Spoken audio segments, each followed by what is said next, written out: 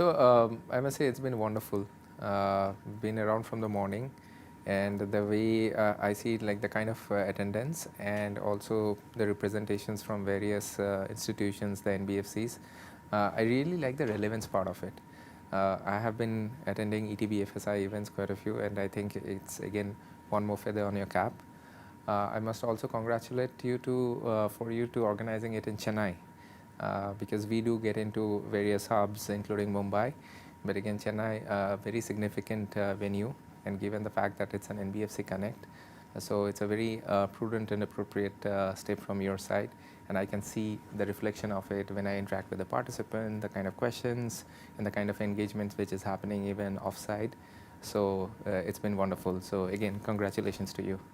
Oh yeah, it's a very important cornerstone. That's the way I'll put at it. Because if you see the evolution of NBFCs, especially in our country, it has like 2-3 phases. We are almost, you can qualify as the third phase, where the next level of lending and the next level of propagation for the NBFCs have in many ways have to be front-ended and levered through digital means. So the fact that the country overall is growing leaps and bounds on aspects of digital lending. Just to give you some figures, maybe till 2019, something which is at a scale of $100 billion of disbursement, is quite well projected that in the next 4 years it will go to 350 to $400 billion. So with that kind of a rapid growth, it's definitely a boon for the NBFCs. And the way I'll qualify also is like they are a key cornerstone, right? So they are a propeller in terms of the scale, in terms of capitalization. And though a fintech and an NBFC, the digital players and the erstwhile NBFCs, there is difference in terms of DNA, but there is a lot of similarities as well. So both in terms of the risk appetite, the ability to kind of appreciate innovation, try out things in smaller quarters and then scale up. So it's a very good symbiotic relationship, and that's also the reason both for digital lending and to fuel the growth, it's a key aspect that the NBFCs continue to play a critical role. Yeah, absolutely. So if you look at it, right, lending as a function, it has erstwhile been high touch. But then there are products and asset classes where, thanks to again digital intervention, it has become a lot more low touch and low involved, because you have information and data at your disposal, both from a consumer as well as a contributor standpoint.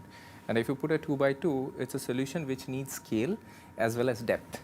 So if you see from that parlance, to cover scale, which means that the scale of reachability, the scale of new customers, is the digital and the technological intervention through apps or through means of alternate data is playing a critical role. Just to give you a flavor, even we as a digital lender, we cover more than 85% of the PIN codes in India. And this is what I'm talking about, material business. So that itself is a testimony that when you are operating in the digital channel and the digital means, it's far a progressive or convenient method rather than just believing or like relying on physical or a phygital model. So that's one in terms of scalability. The other aspect is in terms of the depth. It's not just about reachability. It's also about like, hey, can you actually increase the depth of the consumers whom you are able to underwrite? And that's where the alternate data and the alternate model also come in play.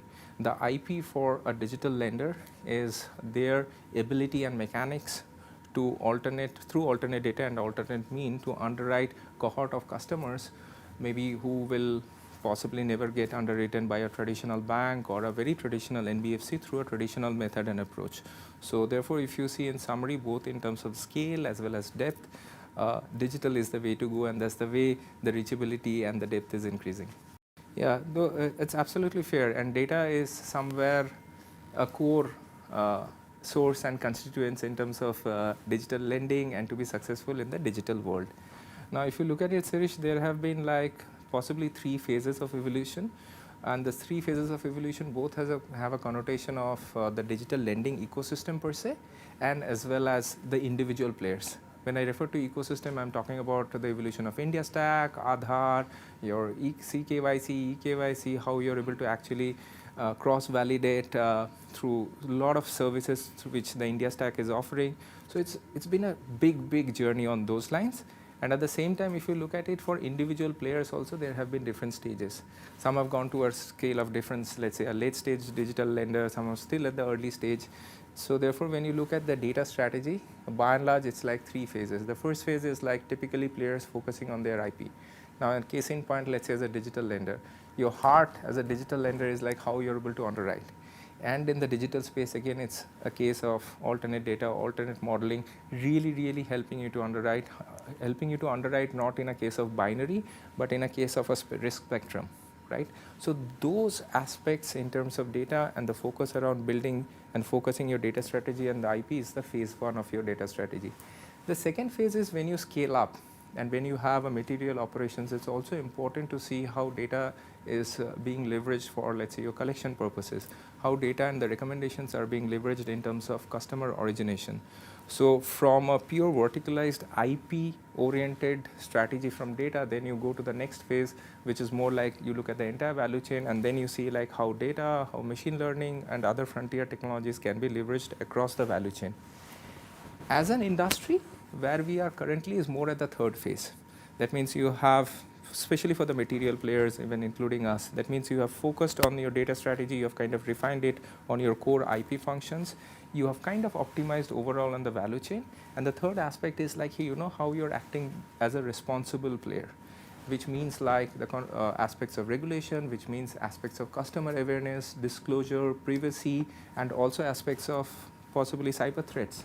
So how your data strategy has evolved in a holistic manner in phase 3, which I call as, and how it has actually placed you as a responsible player is very important, because when a customer is relying on you with his or her data and information, it's totally on your responsibility as a custodian and as a consumer of the data, what you do, what kind of a purpose, disclosures, everything put together. So on a summary, like these are the 3 phases. Focus your data strategy at the initial stage in building the IP, more of a verticalized approach. Second is you look at the value chain, take a more of an optimizing approach and see which are the touch points across the value chain where your data strategy is like really optimized well. And the third aspect is taking a more of a holistic view and to come across as a responsible player. Now, digital lending guideline, as you know, Sirish, last year when it came up, it's been a very significant event for the industry. The good thing has been we have had some view around it, because the regulators have been in a way like quite pragmatic on those lines, putting across white papers, putting across some of the early indicators, engaging with players, engaging with membership association bodies. And in finality, what came up, if you see, there are primarily 3 cohorts of the entire regulation, to put it in simple terms.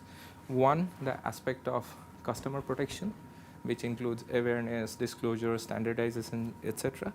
Second is the aspect of financial ecosystem and systemic risk.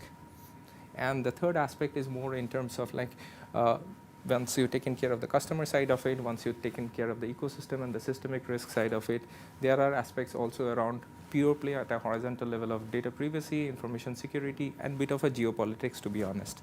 So these are the 3 areas where the digital lending guideline has been very clear in addressing. Now, what that means in terms of change management, if you look at a customer awareness and disclosure standpoint, one of the fantastic things which had happened where RBI mandated that all digital lenders should actually disclose everything in a standardized format, which is the key fact statement. Now, what that means, there is no asterisk conditions applies. What that means that the material and responsible players also will have a level playing field. There has been aspect in this ecosystem where you have material players and then you have a long tail of digital lenders. Now, to be able to kind of separate the lemons out kind of a problem, if I may say, the standardization from as part of the guideline has been a big boon. Now, if you see from the consumer standpoint also, that's fascinating, because when you go to any digital lender, when you're looking at the sanction letters and when you look at the key fact statements, you exactly know how to read, how to interpret, and then there is no ambiguity. And I'm sure like from a monitoring, inspection, and the regulatory aspects also, it becomes a lot more standardized.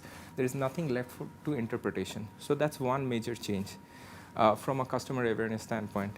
There also has been, again, from customer awareness as well as an operational standpoint, the good thing about having standardized taxonomies. So post the guideline, the entire industry has a fair standardized understanding of who is a DLA, who is a loan service, LSP is a loan service provider, who are the regulated entities.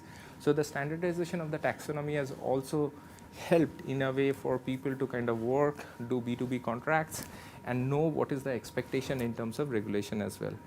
Now touching upon on the part of, let's say, the systemic risk, there also the digital lending guideline has been very, very clear that the regulated entities have to be in the front line in terms of matters related to co-lending or, let's say, capital raise, etc. Now, the regulated entity coming into the picture, it creates a different level of visibility, it creates a different level of accountability into the ecosystem. So it's not a case where possibly an unregulated entity where standalone fintechs are getting into financial contracts or giving paper guarantees, and therefore there is no visibility as an ecosystem.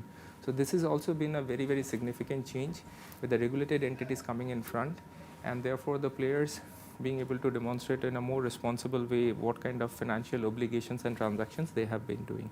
The third aspect is obviously, as I kind of touched upon, disclosures, data privacy has been again a key cornerstones. There have been aspects where there has been clearly called out what kind of data a digital lender can ask for. It's not just left to the consent of the customer, but also there are contours which the regulators have set by. So that has been also critically important. There has been touch points around in terms of the data localization aspect, which kind of also protects in terms of some of the geopolitics threats possibly overall the industry and many other industries also facing. So therefore, on a net basis, if you see from a change management perspective, emphasis of the regulated entities, emphasis around standardization and disclosures through key fact statements, emphasis around mentioning like, okay, what kind of data localization policies, where is the data, how the data protection part of it is taken care of, again in terms of consent as well as the contours which the regulators have set in. So at a broad level, these are the major changes. Obviously, there have been some operational changes as well, which also means like money transfer through directly to from the lender's account. So those have been very key changes which kind of possibly both will help the customer as well as transparency into the ecosystem.